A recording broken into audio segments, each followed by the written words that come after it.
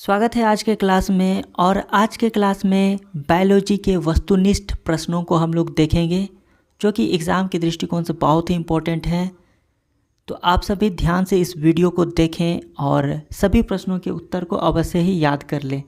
तो आइए हम लोग आज का क्लास स्टार्ट करते हैं। तो पहला सवाल इस प्रकार से है, कवकों में किस विधि द्वारा पोषण होता है? तो कवक में बताना है कि किस विधि के द्वारा पोषण होता है। तो ये हो जाता है प्रपोषण होता है। कवक में क्या होता है? प्रपोषण होता है। ये भोजन के लिए दूसरे जीवों पर निर्भर करते हैं। ठीक है, अगला सवाल हम लोग देखते हैं। अगला सवाल इस प्रकार से है, जीवाणुओं में किस प्रकार का पोषण पाया जाता है? तो जीवाणुओं में किस प्रकार का पोषण पाया जाता है हमें बताना है। तो ये हो जाता है परजीवी पोषण। क्या हो जाएगा? परजीवी पोषण। ये भी भोजन के लिए दूसरे जीवों पर निर्भर रहते हैं। ठीक है, अगला सवाल है, स्वपोषी के दो उदाहरण दें। स्वपोषी का अर्थ हो जाता है कि जो अपना भोजन स्वयं बनाता है। तो इसका दो उदाहरण देना है। तो ये हो जाएगा हरे पादप और क्लोरोबैक्टीरिया। क्या हो जाएगा? हरे पादप और क्लोरोबैक्टीरिया, जो कि प्रकाश संश्लेषण की क्रिया के द्वारा भोजन बनाते हैं। ठीक है, अगला सवाल हम लोग देखते हैं। तो अगला सवाल इस प्रकार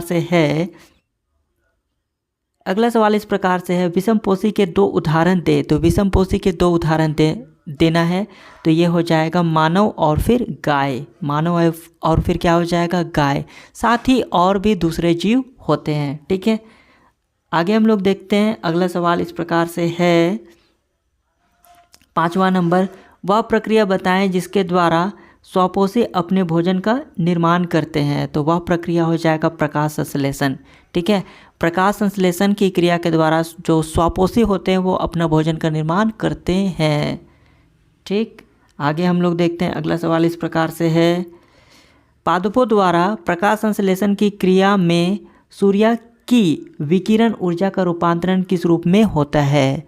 तो सूर्य की विकिरण का जो रूपांतरण होता है वो होता है रासायनिक ऊर्जा के रूप में। तो जो प्रकाशीय ऊर्जा है वो रासायनिक ऊर्जा के रूप में बदलता है। ठीक है, आगे हम लोग देखते हैं। अगला सवाल इस प्रकार से है, पत्ती की सतह पर पाए जाने वाले सूक्ष्म छिद्र जो गैसीय विनिमय में सहायक होते हैं क्या है? तो गैसीय विनिमय में जो सहायक होंगे, पत्तियों में जो छोटे छोटे छिद्र होते हैं, सूक्ष्म छिद्र, उसको हम लोग कहते हैं रंध्र। ठीक है, क्या कहते हैं हम लोग? रंध्र कहते हैं। आगे देख लेते हैं 8 नंबर। ठीक है, उन वर्णकों के नाम लिखें जो सौर ऊर्जा को ग्रहण करते हैं। तो वो हो जाएगा क्लोरोफिल। क्लोरोफिल ही है जो कि सौर ऊर्जा को क्या करता है? ग्रहण करता है, लेता है। आगे देख लेते हैं। अगला सवाल है, उस रंजक का नाम लिखें जो सौर ऊर्जा को शोषण कर सकता है। तो सौर ऊर्जा को जो सोख सकता है वो हो जाएगा हरित लवक। ठीक है, आगे हम लोग देखते हैं। अगला सवाल है 10 नंबर, हरित लवक में कौन सा रंजक पाया जाता है? तो हरित लवक में पर्णहरित पाया जाता है। क्या पाया जाता है? पर्णहरित पाया जाता है। आगे हम लोग देख लेते हैं। अगला सवाल है, किसी एक प्राणी संभोजी सूक्ष्म जीव या सूक्ष्म जंतु का नाम लिखें। तो वो हो जाएगा अमीबा।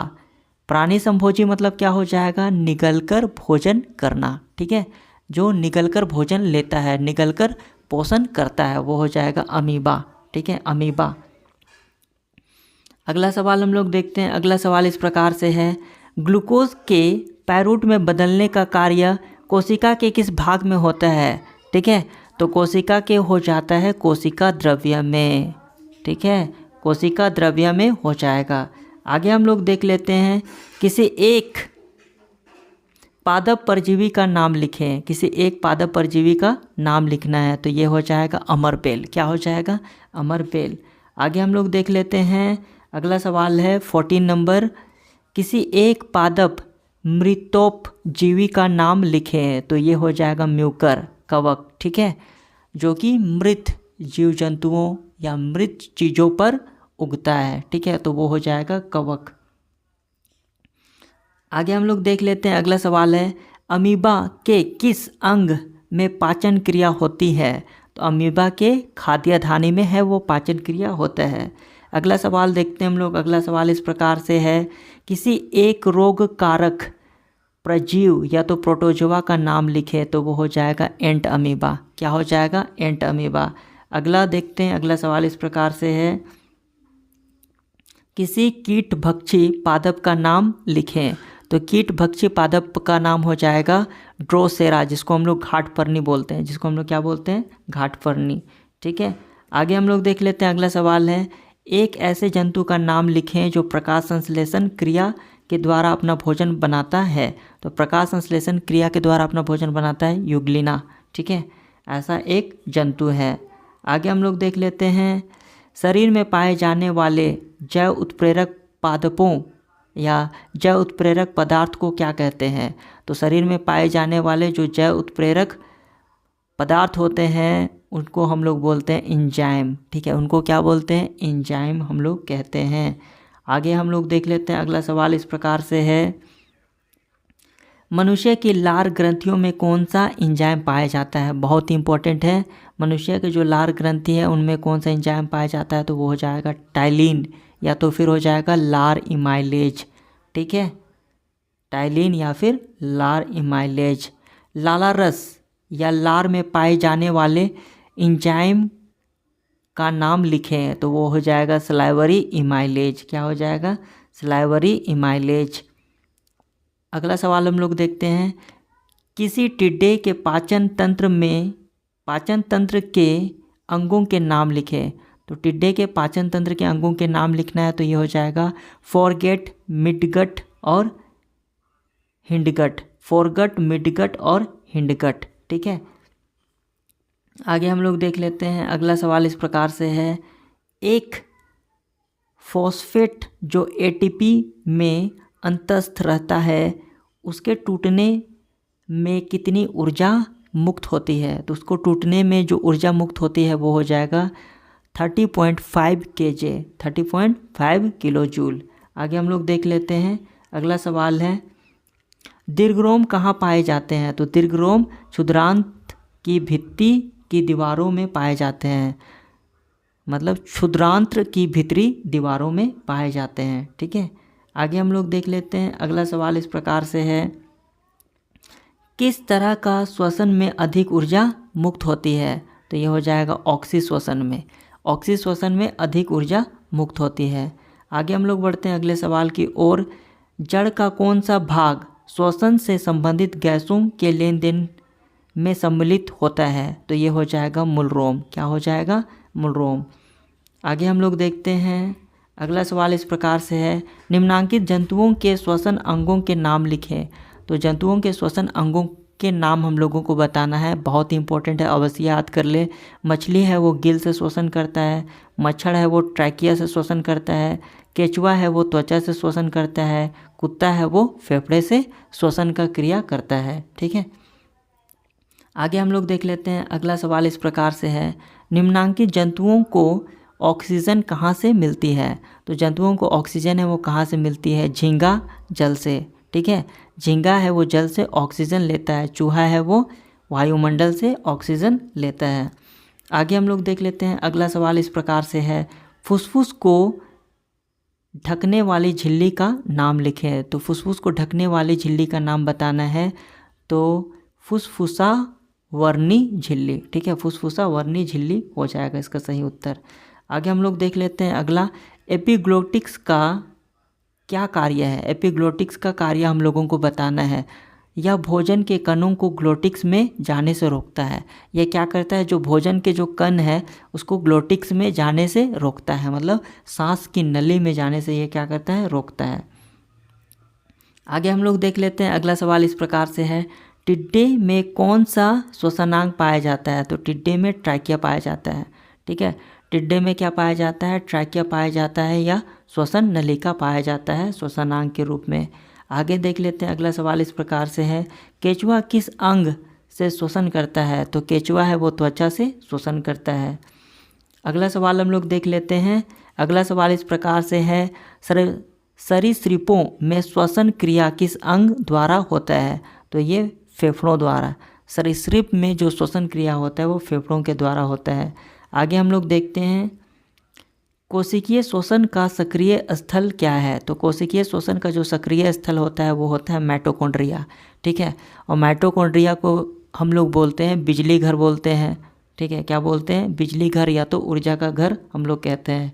ठीक है, आगे देख लेते हैं। अगला सवाल इस प्रकार से है, एक ऐसे जंतु का नाम बताएं जो त्वचा और फेफड़े दोनों से श्वास लेता है। ठीक है, सांस लेता है, तो ये हो जाएगा मेंढक, जो कि त्वचा और फेफड़े दोनों से श्वसन की क्रिया है वो करता है। अगला सवाल हम लोग देखते हैं। अगला सवाल इस प्रकार से है, श्वसन और दहन में कोई एक समानता बताएं। तो श्वसन और दहन में एक समानता बताना है, तो दोनों के लिए क्या ज़रूरी है, ऑक्सीजन। दोनों के लिए क्या ज़रूरी है, ऑक्सीजन। तो दोनों ऑक्सीकरण की क्रियाएं हैं, दोनों ऑक्सीकरण की क्रियाएं हैं। ठीक है, आगे हम लोग देख लेते हैं। अगला सवाल इस प्रकार से है, उस पदार्थ का नाम बताएं जो श्वसन के पहले चरण में बनता है। तो श्वसन के पहले चरण में बनता है पैरूट। क्या बनता है, पैरूट बनता है। आगे हम लोग देख लेते हैं। अगला सवाल इस प्रकार से है, ग्लूकोज के एक अणु के ऑक्सीकरण से कितनी ऊर्जा मुक्त होती है। तो ये हो जाएगा 674 किलो कैलोरी ऊर्जा है वो मुक्त होती है। 674 किलो कैलोरी ऊर्जा क्या होती है, मुक्त होती है। आगे देख लेते हैं। अगला सवाल इस प्रकार से है, एंजाइम क्या है। तो एंजाइम है वो एक जैव उत्प्रेरक है। एंजाइम क्या है, जैव उत्प्रेरक है। आगे हम लोग देखते हैं। अगला सवाल इस प्रकार से है, उस एंजाइम का नाम लिखें जो स्टार्च को तोड़ता है। तो स्टार्च को जो तोड़ता है वो हो जाएगा सलाइवरी इमाइलेज। ठीक है, सलाइवरी इमाइलेज एक एंजाइम है जो कि स्टार्च को क्या करता है, तोड़ता है। ठीक है, आगे हम लोग देख लेते हैं। अगला सवाल इस प्रकार से है, पैरूट के निर्माण की क्रिया कहाँ से होती है। तो पैरूट के निर्माण की प्रक्रिया है वो कोशिका द्रव्य में होती है। आगे हम लोग देख लेते हैं, पैरूट का विखंडन कहाँ होता है। तो पैरूट का विखंडन कहाँ होता है। तो पैरूट का विखंडन माइटोकॉन्ड्रिया में होता है। पैरूट का विखंडन कहाँ होता है, माइटोकॉन्ड्रिया में होता है। आगे हम लोग देख लेते हैं, एटीपी का पूरा नाम लिखें। तो एटीपी का पूरा नाम बताना है एडोनोसिन ट्राइफॉस्फेट। क्या हो जाएगा, एडोनोसिन ट्राइफॉस्फेट हो जाएगा। आगे हम लोग देख लेते हैं। अगला सवाल इस प्रकार से है, ग्लूकोज के ऑक्सीकरण में एटीपी के कितने अणु बनते हैं। ठीक है, ग्लूकोज के ऑक्सीकरण में एटीपी के कितने अणु बनते हैं, 38 एटीपी। कितना बनता है, 38 एटीपी। आगे हम लोग देख लेते हैं। अगला सवाल इस प्रकार से है, पादप में जाइलम उत्तरदायी है। तो पादप में जाइलम क्या के लिए उत्तरदायी है, जल के लिए, खनिज लवण के लिए, खनिज एवं लवण के वहन के लिए उत्तरदायी है। जल के लिए, खनिज एवं लवण के वहन के लिए उत्तरदायी है। अगला सवाल हम लोग देख लेते हैं। अगला सवाल इस प्रकार से है, मानव में परिवहन के लिए उत्तरदायी तंत्र के नाम लिखें। तो ये हो जाएगा परिसंचरण तंत्र। ठीक है, क्या हो जाएगा, परिसंचरण तंत्र। आगे हम लोग देख लेते हैं। अगला सवाल इस प्रकार से है, तीसरा नंबर, पौधों में जल का परिवहन किस उत्तक द्वारा होता है। तो पौधों में जल का परिवहन होता है वो जाइलम उत्तक के द्वारा होता है। अगला सवाल है, ठीक है, जड़ के किस भाग द्वारा मिट्टी से जल का अवशोषण होता है। तो ये हो जाएगा मूलरोम। क्या हो जाएगा, मूलरोम के द्वारा ही क्या होता है, जल का अवशोषण होता है।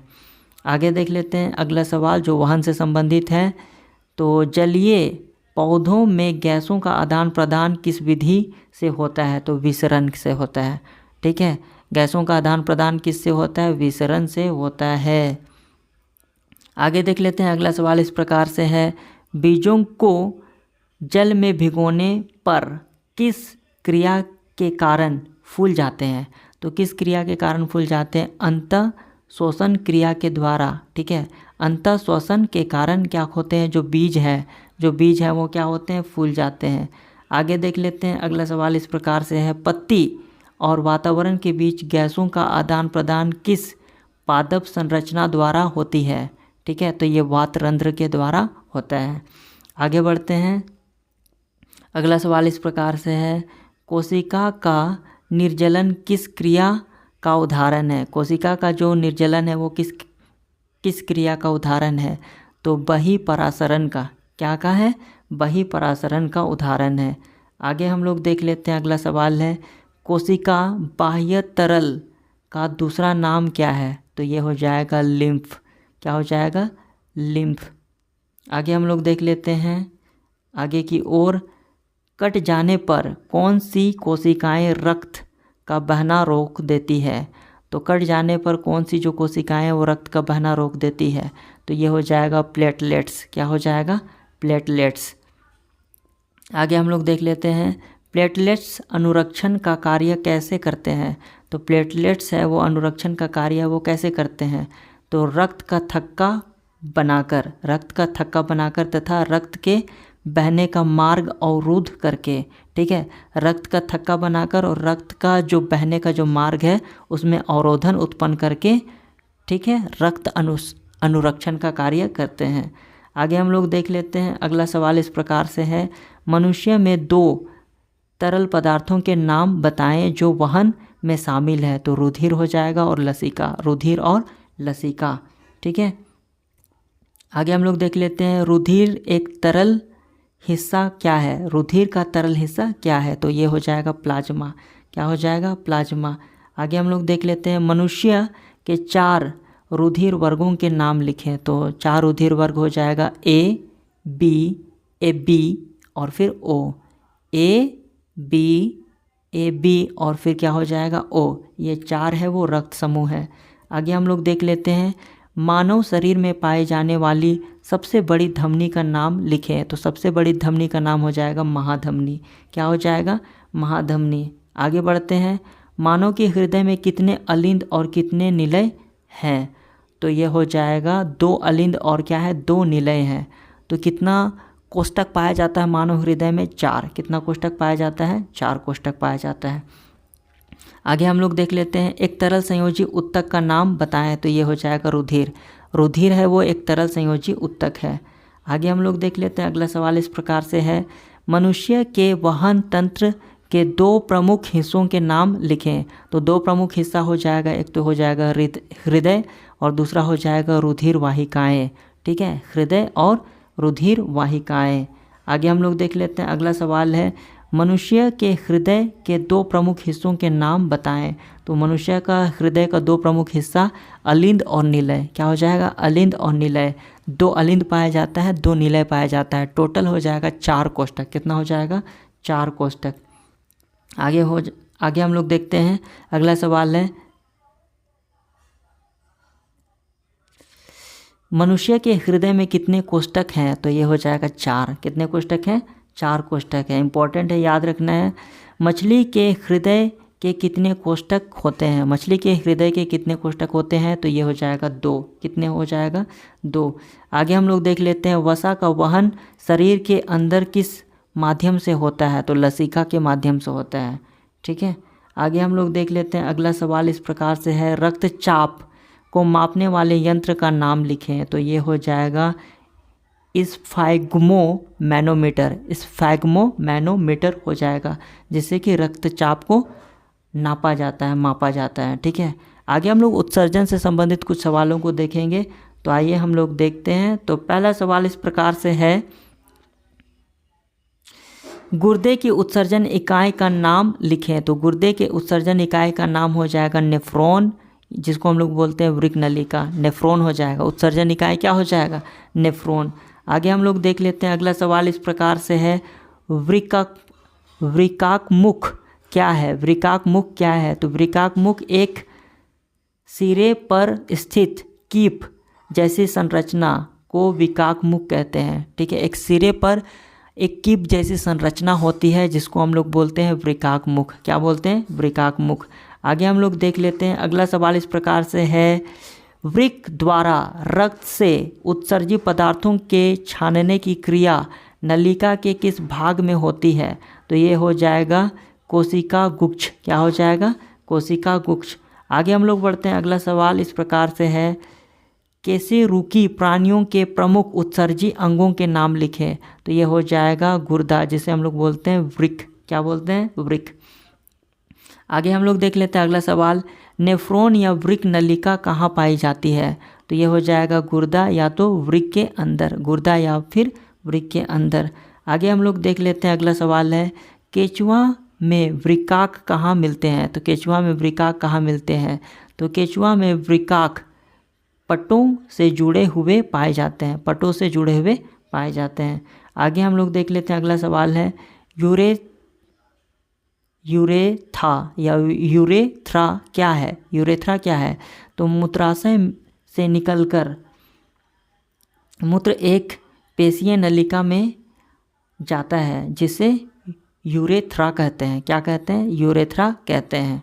ठीक है, आगे हम लोग देख लेते हैं, अगला सवाल है मूत्रवाहिनी से होकर मूत्र कहाँ जाता है? तो मूत्राशय में जाता है। मूत्रवाहिनी से जो मूत्र है वो कहाँ जाता है? मूत्राशय में जाता है। ठीक है, आगे हम लोग देख लेते हैं, एक कृत्रिम गुर्दे की कार्य प्रणाली में प्रयुक्त होने वाली प्रक्रम का नाम लिखें। तो ये हो जाएगा, ठीक है, डायलिसिस। डायलिसिस एक कृत्रिम प्रणाली है। डायलिसिस एक क्या है? कृत्रिम प्रणाली है। इस प्रक्रम के द्वारा अशुद्धियाँ निकाली जाती है। ठीक है, आगे हम लोग देख लेते हैं, अगला सवाल है किन्हीं दो नाइट्रोजन युक्त उत्सर्जी पदार्थों का नाम लिखें। ठीक है, तो ये हो जाएगा यूरिया और अमोनियम सल्फेट। यूरिया और क्या हो जाएगा? अमोनियम सल्फेट हो जाएगा, जो कि मूत्र में पाया जाता है। ठीक है, आगे हम लोग देख लेते हैं, आगे अगला सवाल है केचुए के उत्सर्जी अंग का नाम लिखें। तो ये हो जाएगा नेफ्रेडिया।